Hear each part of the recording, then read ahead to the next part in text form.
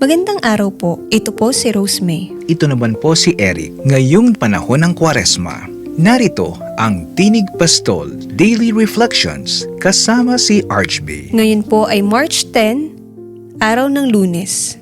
Sa Ebanghelyo ngayon, tinuturo sa atin ni Jesus ang halaga ng paglilingkod sa kapwa. Sabi niya, "Anuman ang ginawa ninyo sa pinakamahamak sa aking mga kapatid, ay sa akin ninyo ginawa." Ayon sa Ebanghelyo ni San Mateo.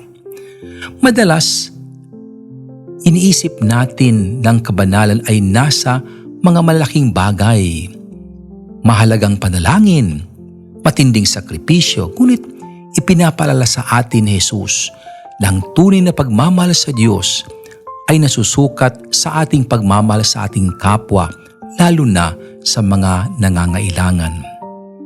Ngayong Kwaresma, tanungin natin ating sarili, paano ko naipapakita ang aking pagmamahal sa Diyos sa pamamagitan ng aking kapwa? Mayroon bang isang tao nangangailangan ng aking tulong, pag-unawa o pakikiramay?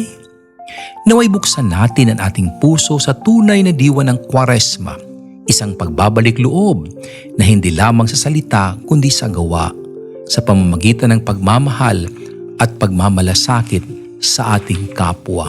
Huwag po ninyong kalimutang ipadala ang inyong mga kasagutan sa 0962-442-7174. Tinig Pastol Daily Reflections.